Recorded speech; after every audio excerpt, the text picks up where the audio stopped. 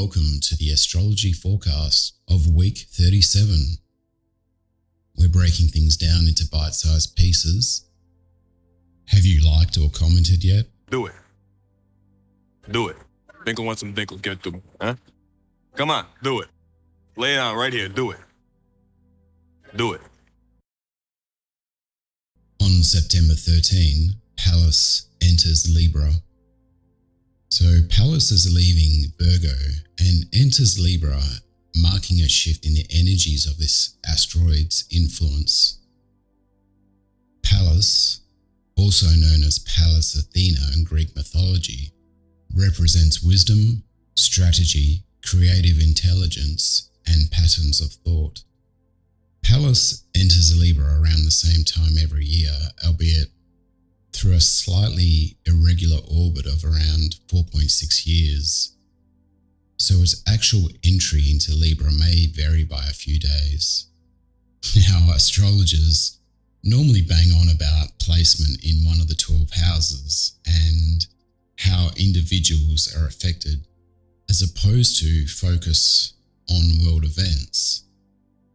And just to emphasize this, I had to look back over the past 10 years, looking at the 5 or so worldwide events per year for each September.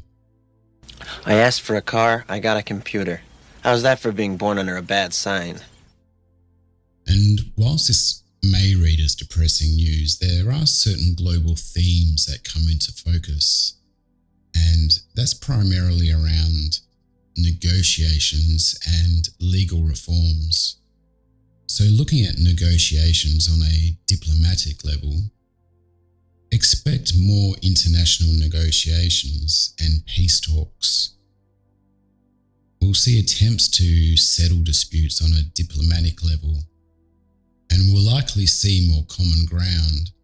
And if not, know that things are happening behind the scenes, especially with regard to places like Ukraine. And the second thing is around legal reforms. We should see an emphasis on fairness and justice, as Pallas in Libra may spark talks and reforms of the legal system. The September world events shows a necessity for fair and balanced judgments, and that may be brought to light through court battles and high-profile cases. So in summary, as Pallas moves from Virgo to Libra, the focus will shift from practical analysis to strategic diplomacy and harmonious problem solving. Using the world events as a barometer for lessons in your own life, consider different perspectives and seek equitable solutions to help you navigate social situations with grace. And just remembering our attitude contributes to the overall harmony in our surroundings.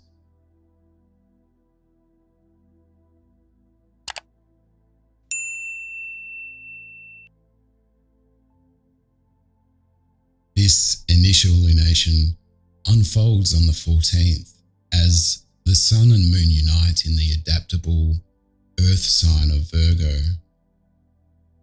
It should be an incredibly productive day, but becomes slightly scattered over the latter part of the evening as Mercury, who is the ruler of this sign, gets ready to station direct the very next day. Remembering that new moons mark a fresh start and highlight the areas where you're channeling out considerable effort and vitality.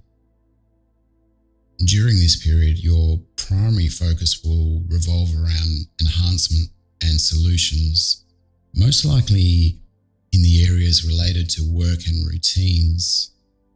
It really does feel like a favourable time to initiate those projects that involve some form of organisation or planning, and that attention to detail is Virgo's analytical nature. She's there to help us assess our lives and identify the areas that need improvement. We can be successful in multitasking if we also align this lunation's secondary focus, which is our health.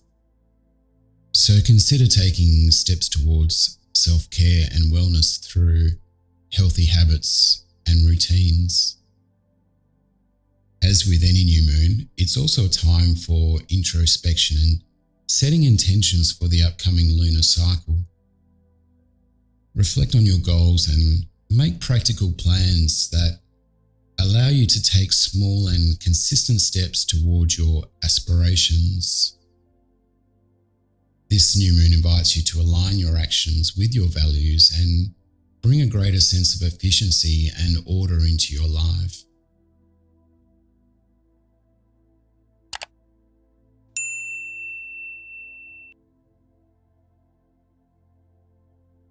Mercury turning direct in Virgo marks the end of its retrograde phase on Friday. Perfect timing for the weekend. Yeah, boy. One of the easiest ways to understand retrograde motions is to remember back to when they first started, which in this instance was midweek on August the 23rd, so not that long ago. During this 2-week period, we should have paused and reflected with a view to making future necessary adjustments. I understand that the past couple of weeks may have been challenging for you due to the confusion caused by the backward motion, but the good news is if we have been present, we have ideally braced Virgo's discernment and are able to look past the retrograde influences by being adaptable and open to learning. This is like a doubling down of yesterday's new moon in Virgo energies, because as Mercury turns direct in the planet of communication, its energies start to flow forward again. And you'll find it much easier to process information and solve any problems that may have arisen during that time. Not only that, but you'll be able to come up with solutions that are not only logical, but also incredibly useful. This is definitely one time where I would encourage looking at your chart, as it will help zone in on the specific areas of influence where these energies will become apparent in your life. And hopefully it's something that brings you some comfort and reassurance during this time, whatever specific thing it is. Broadly speaking, expect any misunderstandings or miscommunication to resolve themselves like a glitch in the matrix going backwards to normal.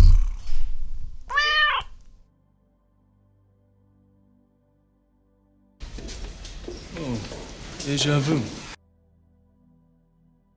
Alright, if you've hung around this long, I'm going to give you the secret sauce and hook you up. That's classified. It's what? It's classified. I could tell you, but then I'd have to kill you. But only if you like this video. Lay it out right here. Do it. Do it. At the same time, we have Mercury turning direct in Virgo. Ceres also enters Scorpio. In ancient Roman mythology, Ceres was the goddess of agriculture and fertility. She was often associated with the earth's bounty through the cycle of life, be it growth and harvest or motherly love. Ceres was considered the mother of Persephone, who was abducted by Hades and taken to the underworld, leading to the changing seasons. And that's mainly because, from an astronomical perspective, Ceres' entry into Scorpio doesn't have a direct impact on its physical location in the asteroid belt between Mars and Jupiter. It's more about the symbolism of Ceres' movement through the zodiac sign. So in astrology, Ceres translates in much of the same way. The nurturing and the care that we give to ourselves and to others. Think about how we provide for ourselves and those around us. Ceres also reflects themes of attachment, loss, and cycles of growth and renewal. When Ceres enters Scorpio, we can consider both the astronomical and astrological aspects. So the mystical significance is Ceres amplifies Scorpio themes of nurturing and sustenance. It's a time when parenting of some sort takes on a more profound and sometimes even subconscious nature. There may be a focus on healing and letting go of emotional wounds as we nurture ourselves and others through a process of transformation.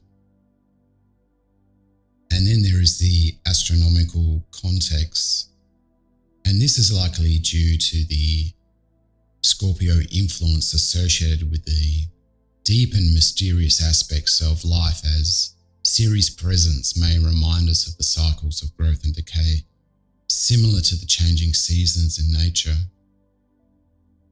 It appears as though these 3 days this week, with the new Moon in Virgo and Mercury turning direct, that the energies combine and invite us to explore how we nourish and support ourselves and others during times of emotional intensity and change. It's a period that encourages us to dig deeper in our emotional well-being, whilst engaging in some sort of healing and transformative practices. We spoke about this last month, so we need to ask ourselves, in what way can I balance my rational thoughts with emotional understanding? It's only through emotional healing that we can confront those hidden issues that require some form of resolution. Otherwise, as I alluded to before, the matrix will just reset and we just forget. The energy this week will encourage us to delve into our emotional depths and address any psychological, spiritual matters that have been lingering beneath the surface. Just remember to come up for breath.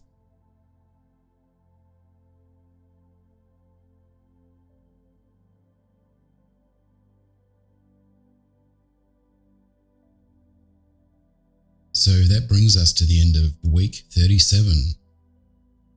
I hope you enjoyed the format. Like and subscribe. Come on, do it. Lay it down right here, do it. Do it. Cheers.